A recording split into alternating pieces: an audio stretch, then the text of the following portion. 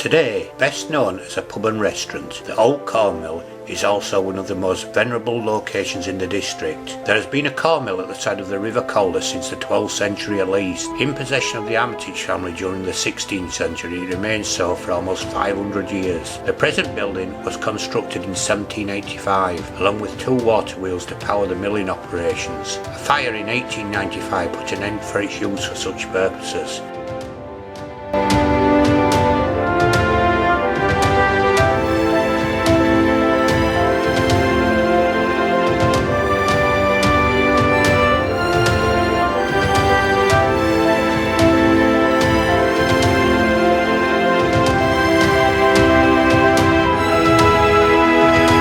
Following the death of Sir John Armitage, the last baronet to live in Kirklees Hall, in 1983, several properties belonging to the estate were sold off, and the corn mill was amongst them.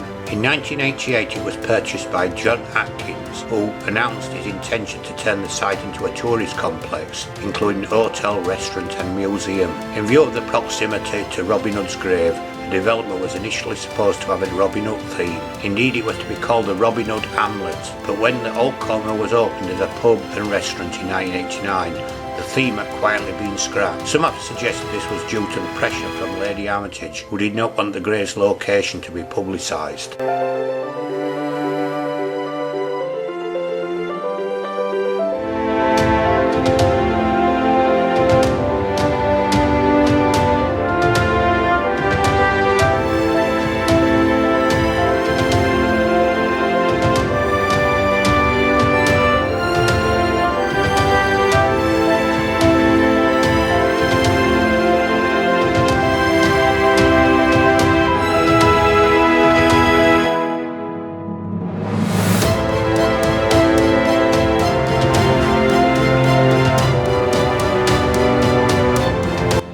Following on from part 2, I have managed to find a photo of Stanley Addy's cobblers from John Rayner on Old Photos of Huddersfield and area website, after Keith Stocks and Maureen Kilner both commented their memories of it, and also Poxon's Paper Shop, which were originally Brooks' Paper Shop.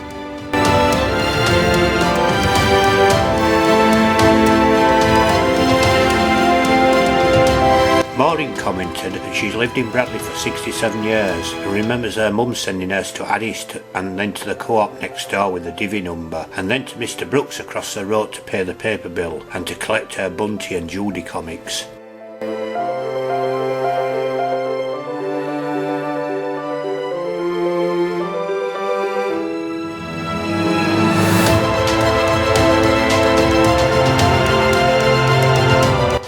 Around this area is Marston's Chicken Shop. John Marston had bought the shop at 940 Leeds Road and he was going to open a butcher's shop. The shop had previously been Nice Butchers and then for a short time an ice cream parlour. When the shop was bought, there was allotments down at the side. The shop was opened on 5th of August 1985 and has always been popular ever since.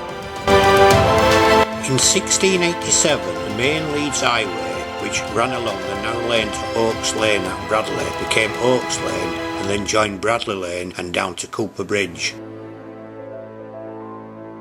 In an effort to better road communications between places, a number of roads were turnpiked by an Act of Parliament during the 18th century, which enabled money raised by local authorities to improve and maintain important highways by way of tolls. The toll collector would live rent-free in accommodation provided by the trust. Most of the toll houses and toll bars in Huddersfield have long since been demolished. Two stood in Brad, one near the Woodman Inn at the corner of Station Road facing onto Leeds Road, which served the Birstall and Huddersfield Trust Road, i.e. what is now Leeds Road, and survived until about 1950, and the other was situated at a point where Shepherd's Thorn Lane, Bradley Gate Lane crossed Bradley Lane. Toll houses were architecturally distinctive and most had round bay windows or canted bays with 3 windows which projected out onto the causeway and allowed the toll keeper an uninterrupted view along the roadway.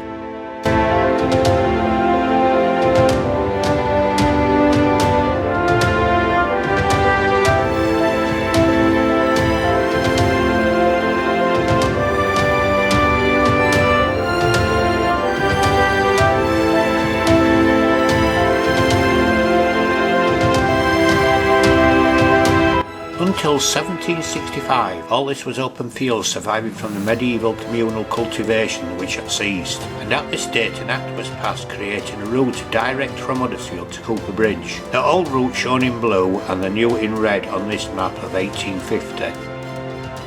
Prior to 1827, the main route from Huddersfield to Leeds passed along Oak Road past number 35, then a post office, and down Bradley Road. The new road formed a straight line from the Woodman to Cooper Bridge.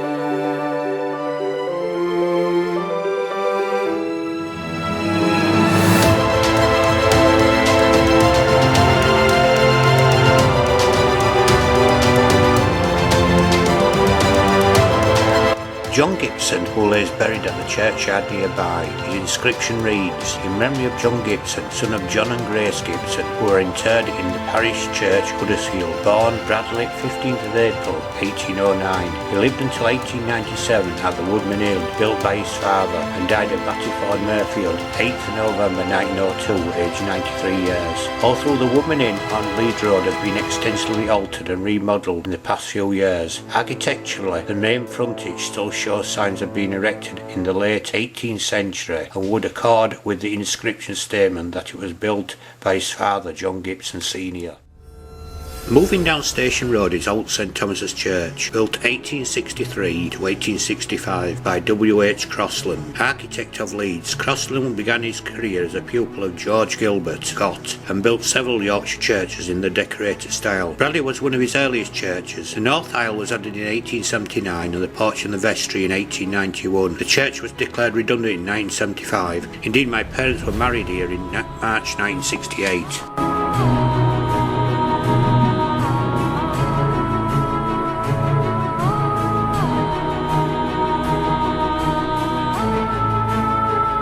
A number of 19th century ways existed in Bradley that have since disappeared. In particular, there was a road or a track from the former vicarage on the corner of Combridge Road and Leeds Road across the fields to the church of St Thomas. This track was wide enough to enable the vicar to ride a small dog cart to and from the church and cross the Bradley Wood line via a stone bridge called Gibson's Bridge, erected by the railway company. In 1898, the cornerstone for the new vicarage on Combridge Road was laid, which was inscribed, "This stone was laid by F.E.H.A. June 4th, 1898, Reverend E. Jerram, M.A. Vicar." This vicarage, however, was eventually superseded by a more modern vicarage up Bradley Road when Reverend Norman Bussey took up incumbency of St Thomas's, and in 1898 the vicarage house, which had lain neglected for some time, was demolished.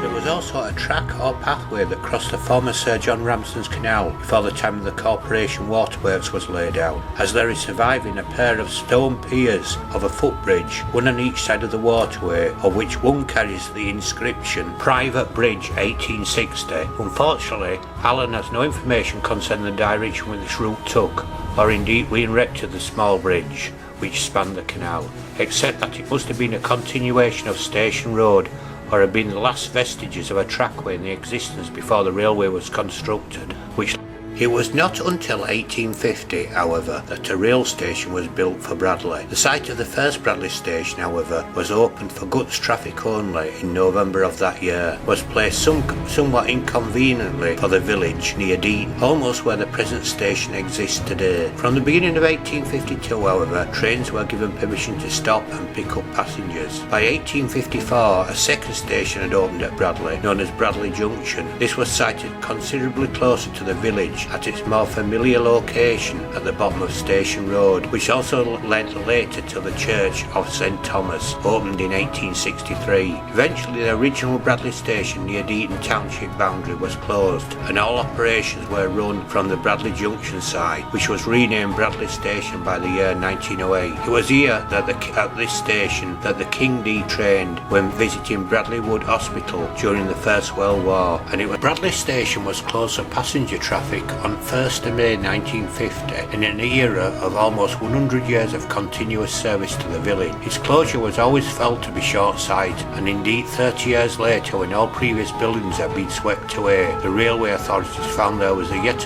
again a need for a railway link to the rail network, and at great expense another station was set up almost at the same site as the very first. So that brings me to the end of chapter 3. Thanks for all the photos I found in the old photos of Huddersfield sites. I will be now working on chapter 4.